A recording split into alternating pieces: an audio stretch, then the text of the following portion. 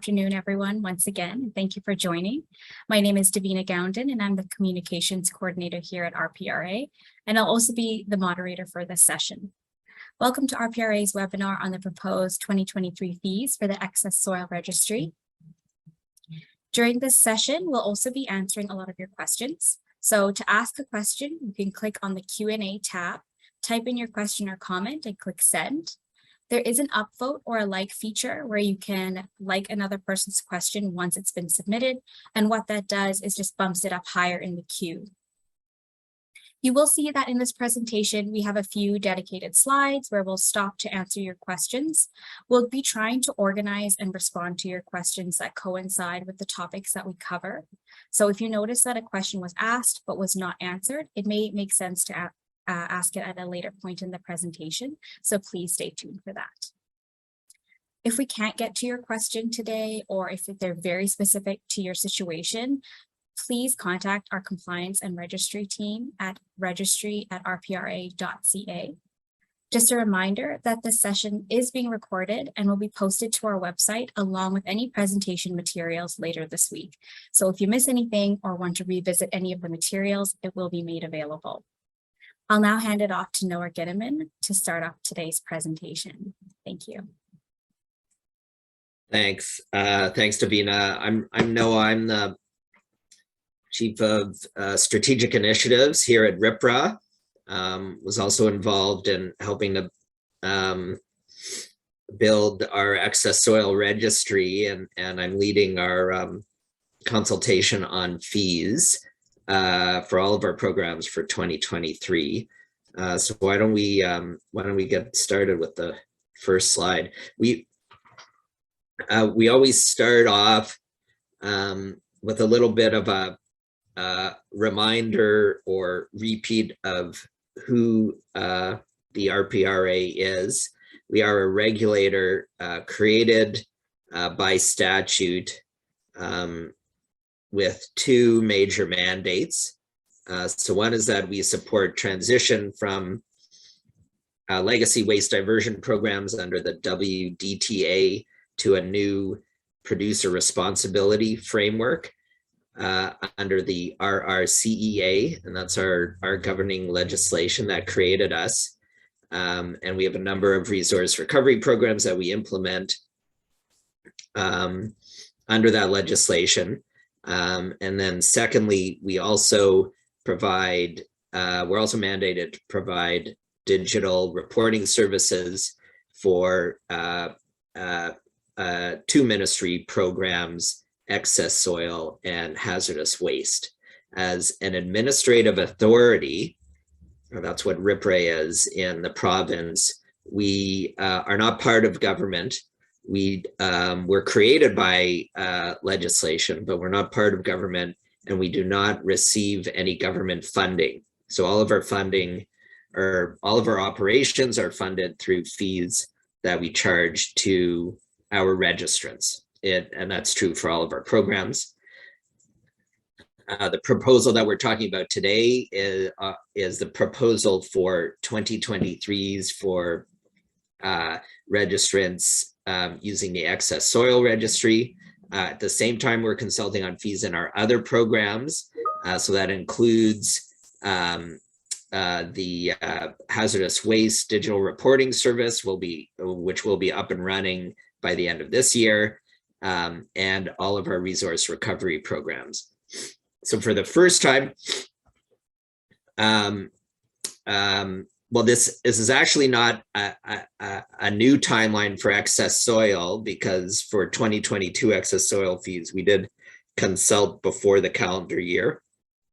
We're doing that again for 2023 fees. That is a bit different for our other programs, where because of the timing of new programs and new regulations, we have not been able to set fees in advance of the calendar year, but now we are for all programs. So the fees we're setting are based on our budget for 2023, which is included in our business plan, which is now available on our website. So when our first notice about our fee consultation went out. The business plan had not yet been posted. It is now posted on our website. There are more details about our budget and our spending plans and why we've estimated our resources in the way that we have in our business plan, which you can read. Next slide, please. Maybe a bit more background on cost recovery and how RPRA funds itself. There's basically three sources of fees. One of them are annual fees that we charge to obligated parties in our resource recovery programs. Second are transaction fees that we charge in our digital reporting services, so excess soil and hazardous waste. For excess soil, there are fees for filing notices, and hazardous waste. Most of the fees come from fees for each hazardous waste shipment. And then the third is we also recover some fees from our legacy waste diversion programs that are being wound up. That's a declining portion of our budget. At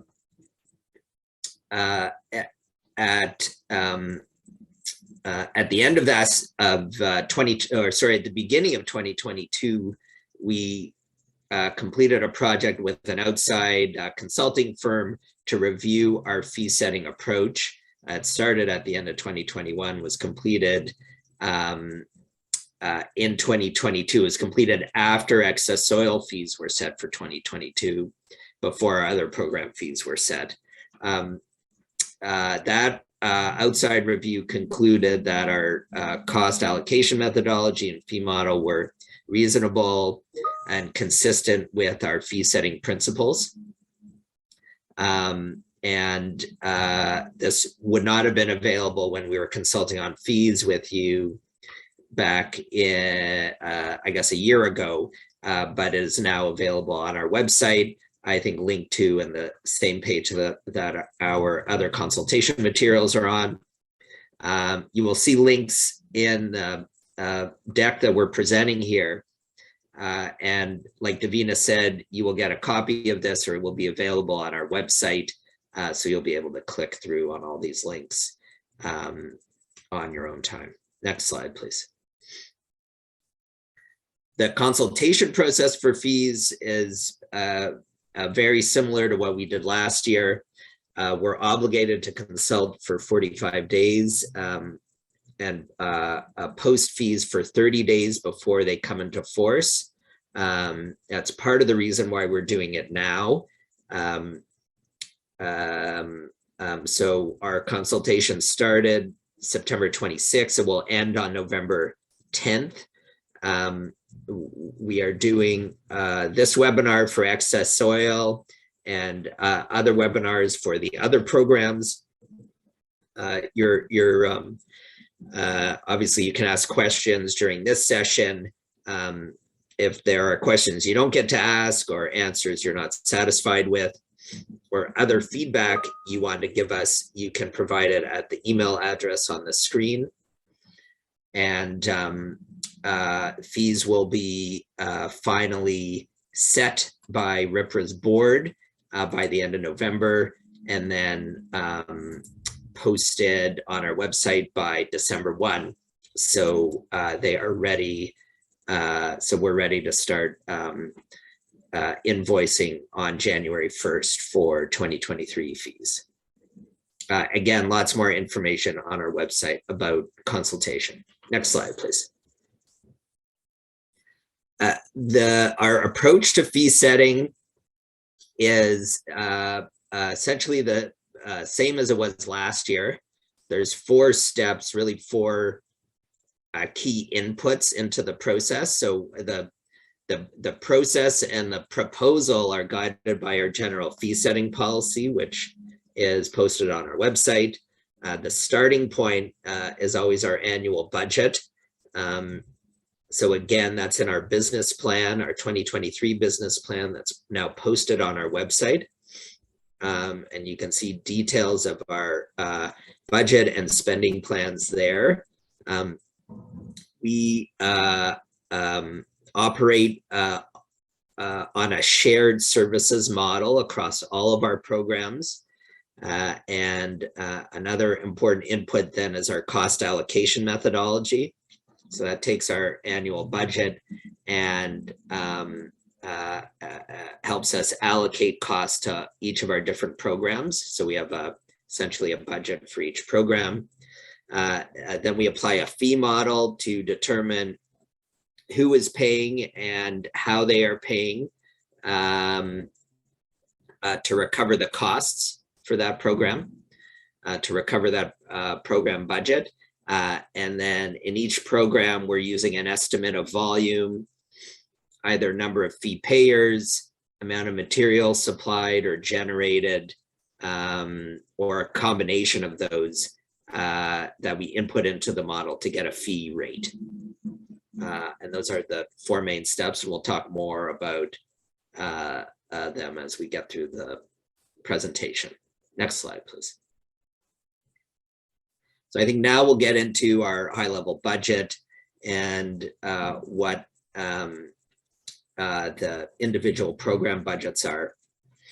Our budget, really our cost recovery target for the year, is developed to further 4 strategic priorities.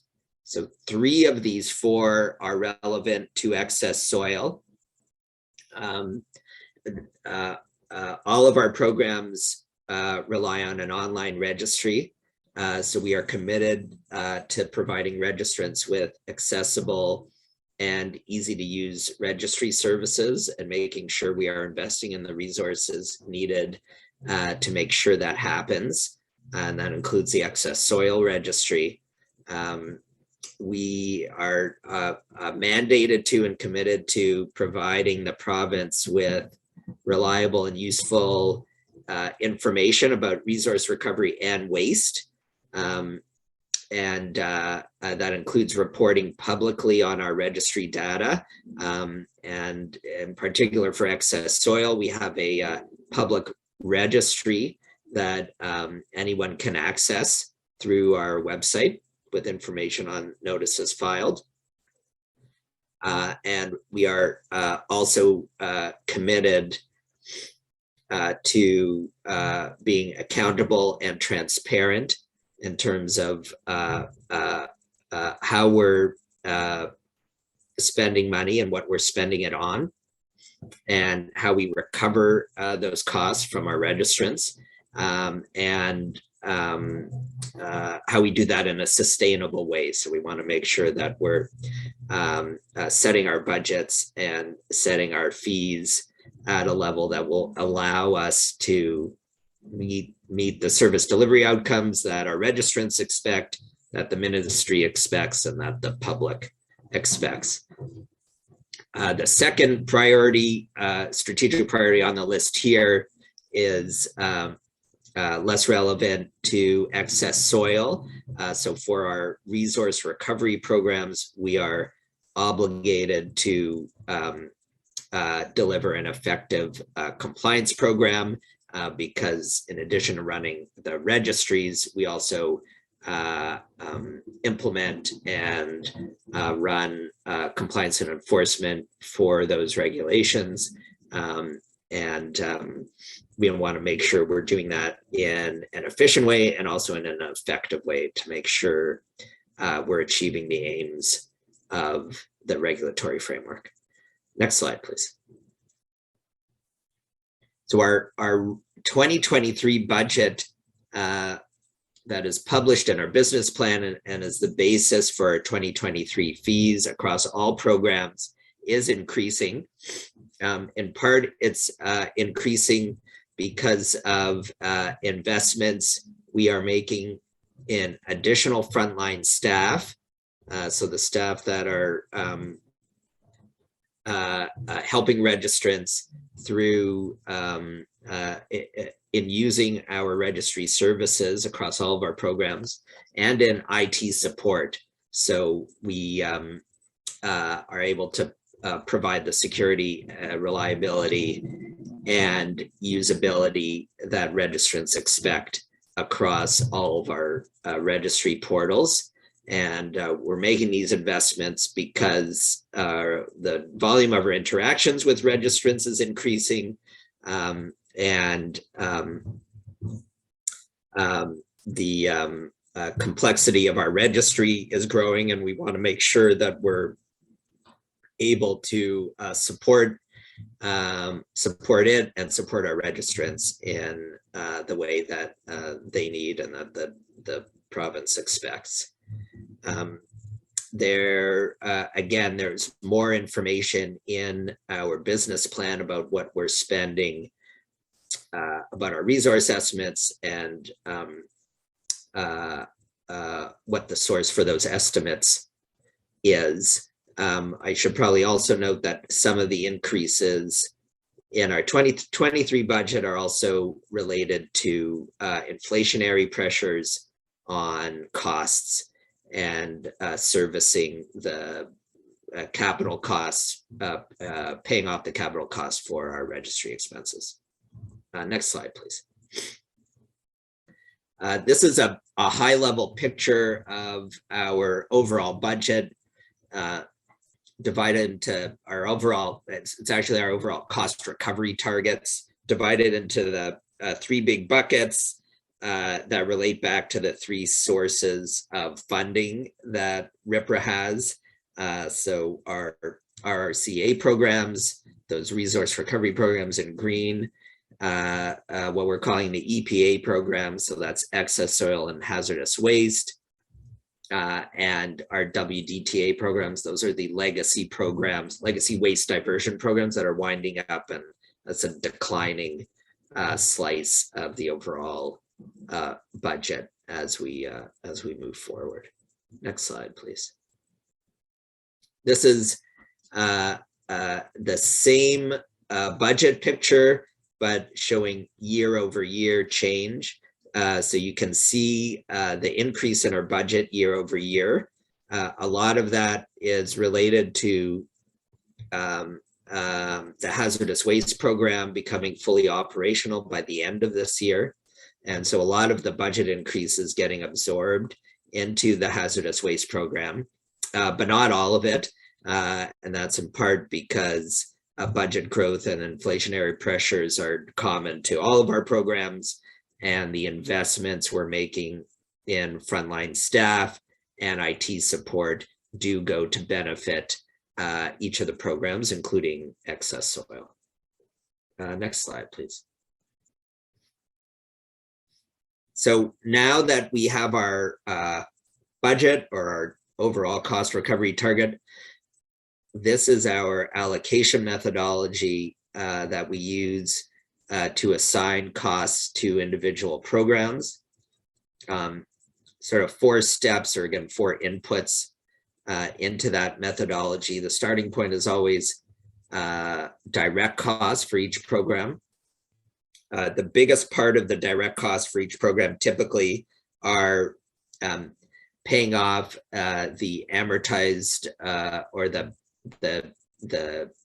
capital investment in that program's registry portal, so that the capital costs of the registry portal are amortized over 10 years, so that yearly portion is charged out to each program plus interest. There's also a portion of sort of common registry costs that are common across all of the programs that get charged out directly. There may be some professional fees, specific IT and registry related expenses that are a direct cost to a program, but the biggest chunk of direct costs is the amortized registry portion. The second main input are the indirect and shared costs for each program. So again, we operate on a shared services model. So we use cost drivers and we use a shared services model in order to be as efficient as we can be in delivering services to each of our programs. So a lot of our staff are supporting multiple programs at once. So this includes indirect costs like general administration costs that are shared equally across programs, and then shared service costs, for example, frontline support and IT services that might vary based on the volume of activity, and that is allocated using cost drivers like the number of registrants in the program, which has a big impact on the amount of activity that we need to devote to it. There are also contributions to our reserve. So our reserve is an operating reserve. So we use it throughout the year to manage our cash flow. It's not a surplus that sits untouched. And we do need all of our programs to contribute to it. So we are able to operate without hiccups throughout the year. And so each program contributes to that operating reserve in proportion to their share of to that program's share of total expenses. And then finally, there is a contribution that each program makes to recover RPRA startup costs from when RPRA was first created and the registry was first getting implemented. Next slide, please. So here, using that cost allocation methodology, here are the cost recovery targets for each program. And you can see excess soil there near the bottom, and hazardous waste. And the last line, hazardous waste, is our newest program, and we are recovering fees for hazardous waste for the first time in 2023. Next slide, please. Here is a breakdown of the excess soil registry program costs. So the first line is like I explained, that amortized portion of the total registry cost plus interest, and then excess soils portion of indirect and shared costs, startup costs, and there's another piece in there, which is our estimate of deferred operating costs from previous years. So when we were developing the Excess Soil Registry in 2021, we did, in addition to the capital costs for the registry, we had operating costs because we had a team of people working to develop that registry and get ready for 2022. But we weren't charging fees in 2021. So the costs we incurred, the operating costs we incurred in 2021, get charged out over 3 years. And so that's the portion there for operating costs. Next slide, please. So now we're getting into the proposed fee model for excess soil.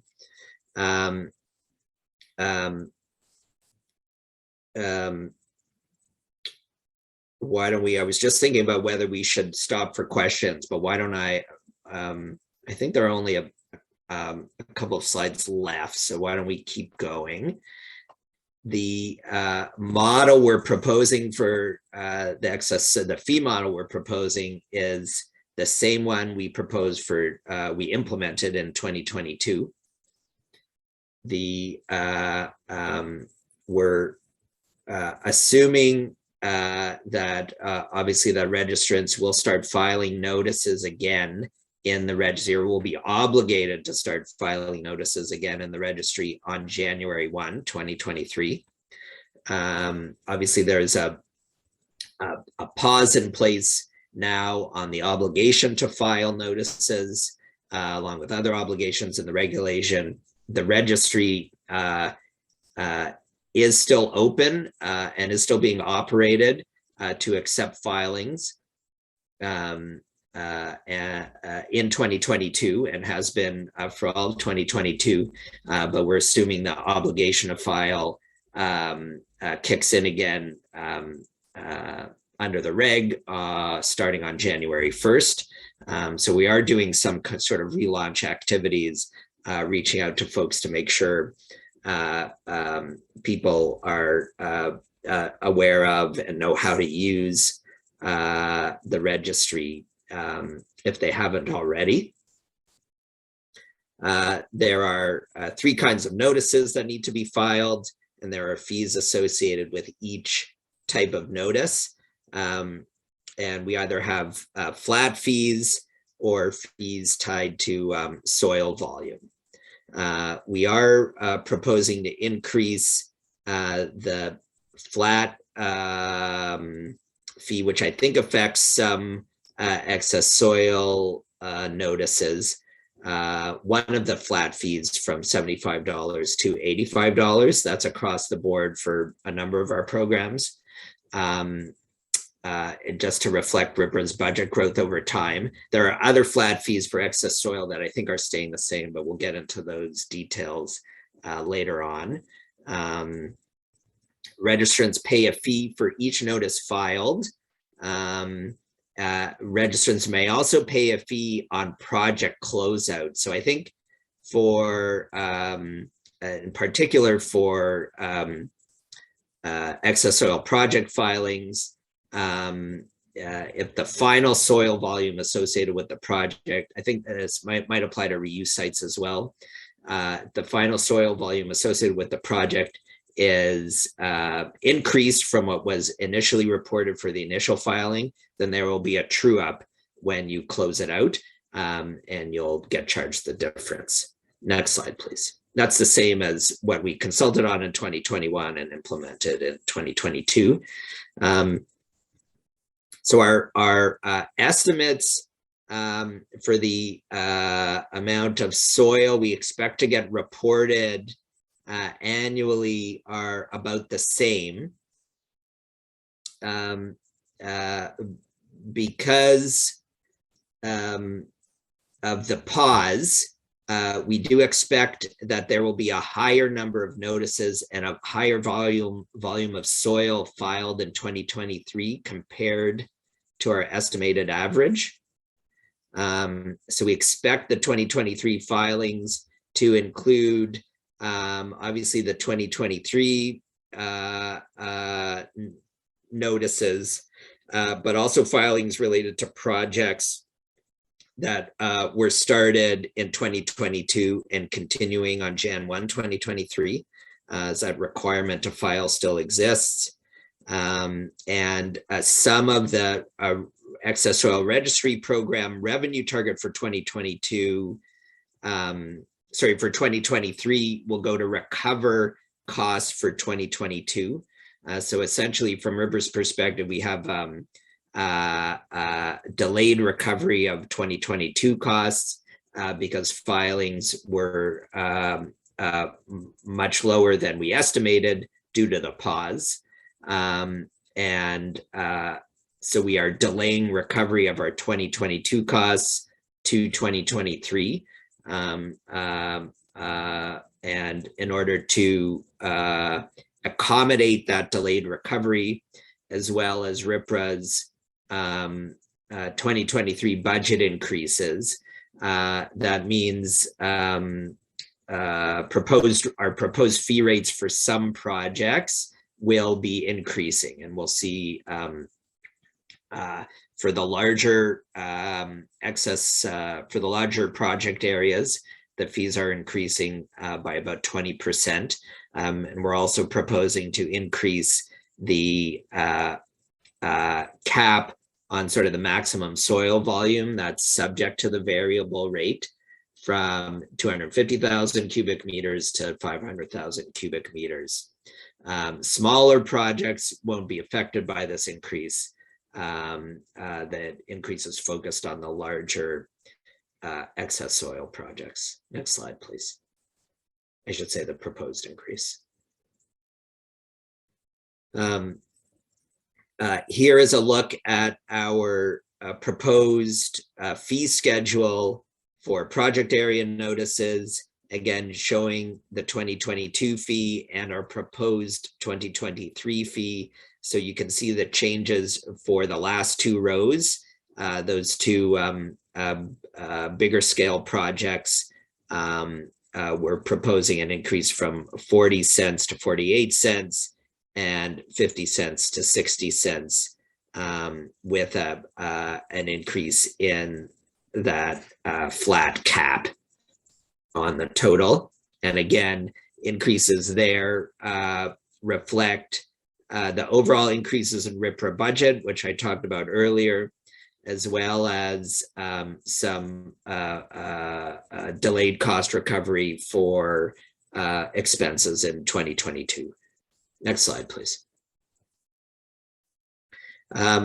Here's the schedule for reuse sites. Again, we see similar increases in the proposed flat fees for 2023.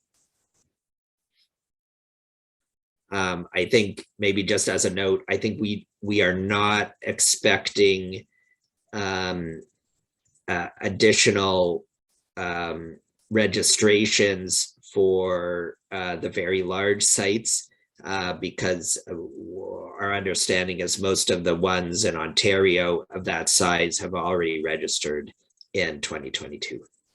Next slide, please. And then finally, the final notice, the residential development soil depot notice, an increase from $250 to $300. And could you actually go back 2 slides to the project area notice?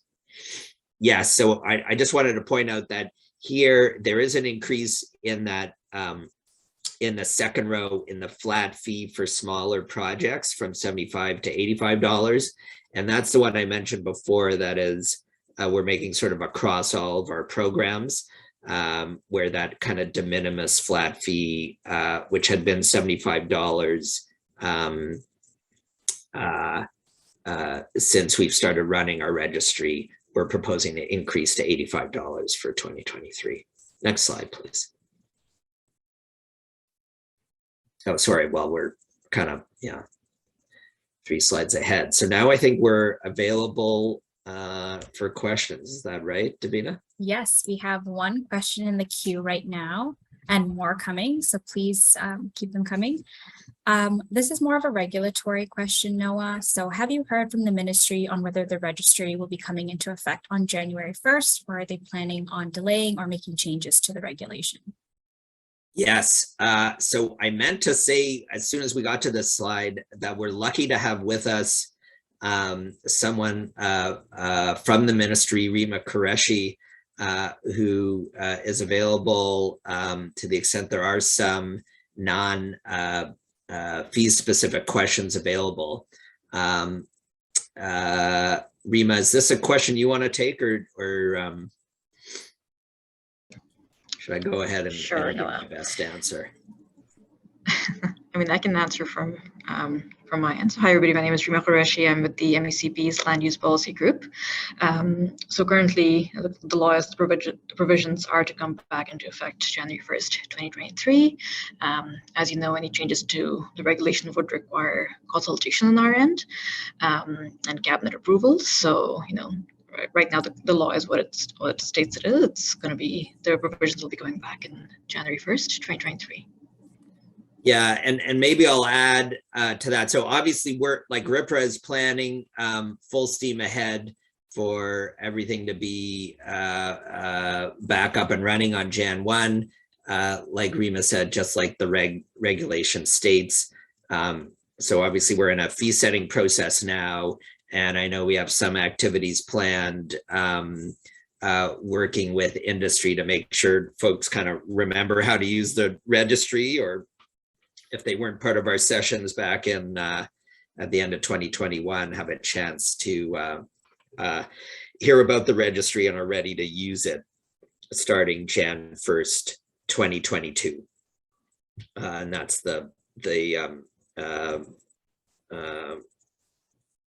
and that's why obviously we're we're working on getting our fee proposal wrapped up, like with our other programs by the end of November.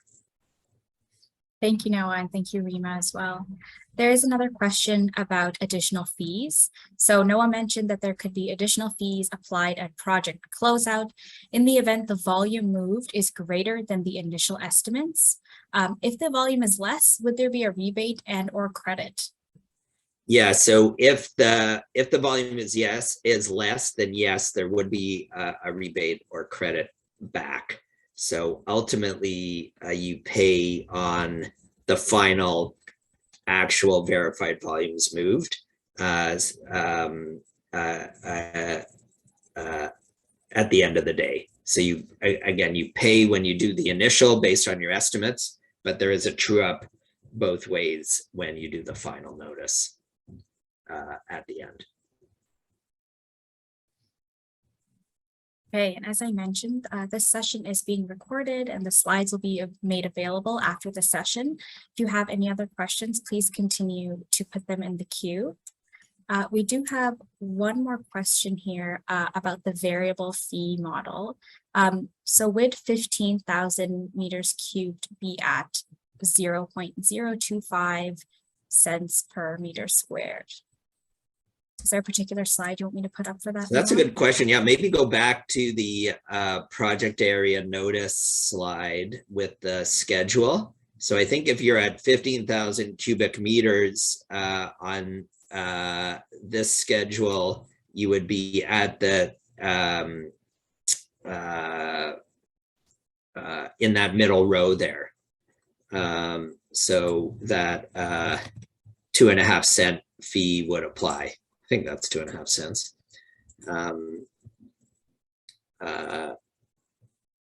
So I think the answer to your question is yes. Okay, perfect. I don't see too many more questions in the queue, so I'm just going to launch a little poll in the meantime, just to get some feedback on our session, on ways we can improve. So if you could please take a few minutes to fill that out. And again, if you have any questions, please continue to add them to the queue.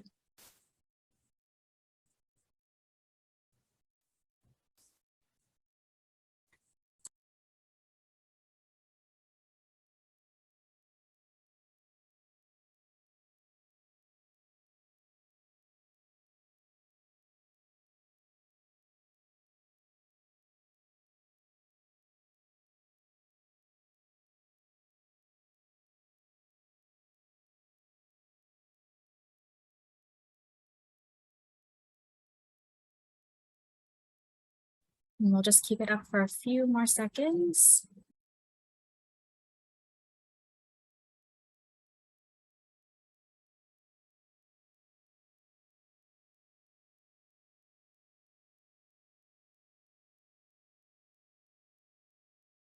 Okay, thank you very much for filling out our poll.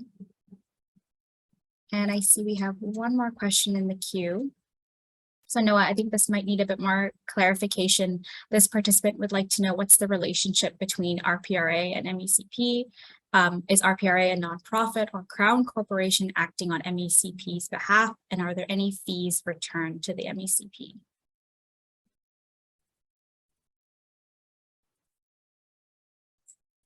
On mute. Thank you for the question.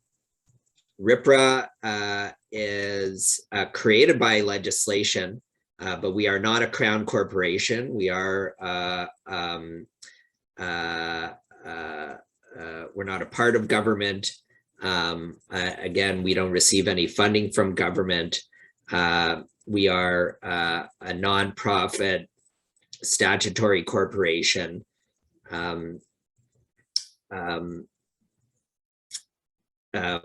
We do not, we also don't provide any funding to the MECP. So under our legislation, the ministry does have the right to recover administrative costs related to running these programs, but that authority has not been triggered. We are not returning any fees to MECP. The fees, what I was going to say before, or re-emphasize before, is that we are we operate on a cost recovery basis only. So all of the fees we're charging in 2023 are to recover our costs of running the programs that we operate. It's maybe helpful for me to point out too that to the extent, this might have been in the materials, but I didn't emphasize it in my speaking points, to the extent that there is a difference between what we actually spend on a program and what we actually collect in terms of revenues, that stays with the program. So again, because we're cost recovery, that just gets wrapped up into future years' fees. So if there's a deficit or surplus in the program, that will be incorporated into fee setting processes that we're implementing in future years. Thank you for that clarification, Noah. There's one more question. What kind of escalation can we expect for budgeting multi-year projects?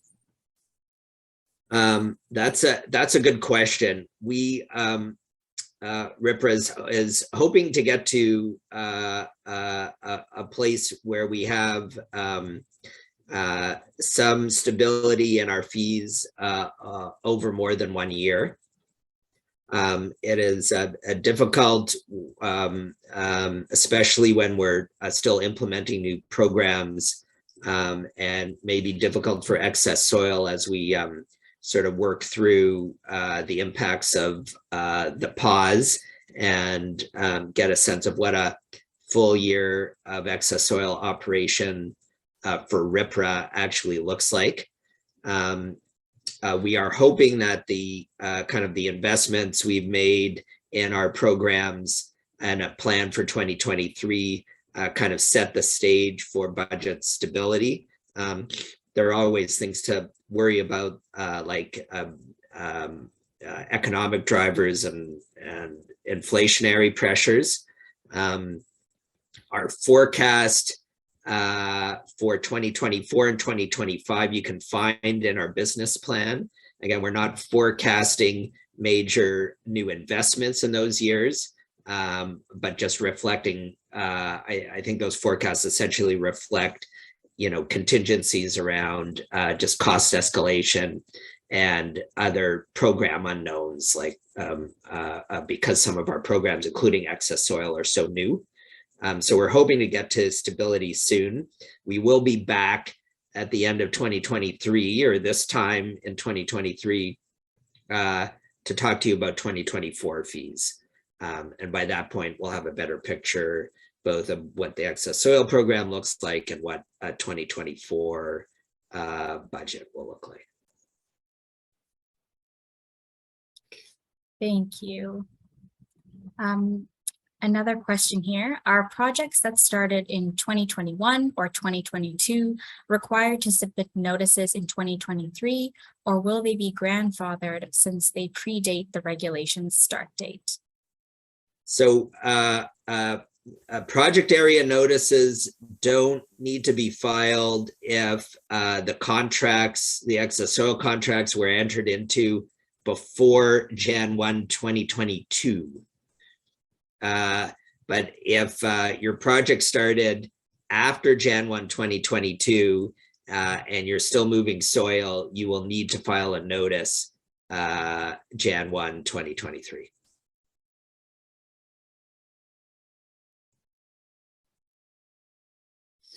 Perfect. Thank you. I'm not seeing any more questions in the queue, so I'll just flip over to the last slide.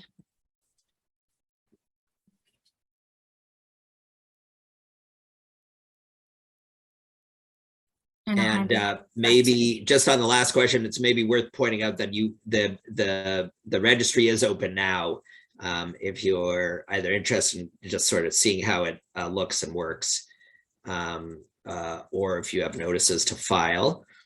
If you have more feedback about our proposal, we do appreciate it. You can send it to consultations@rpra.ca. The deadline for feedback is November 10th. The earlier you can get it to us, the better. We do summarize all of the feedback we get from our stakeholders for all of our programs, gets summarized into a report. That report goes to our board, which makes the final decision about fees. Once that's completed, that report also gets posted to our website. So you will be able to see the feedback that people provided and what RPRA's response has been. So we try to be transparent about what we've heard from our stakeholders and how we've responded to what we've heard, and all that information gets put on our website on the consultation page. Thank you very much. And as a reminder, the session recording and the slides will be available on our website later this week. Thank you so much for joining our session. We hope that you have a great day. Thank you.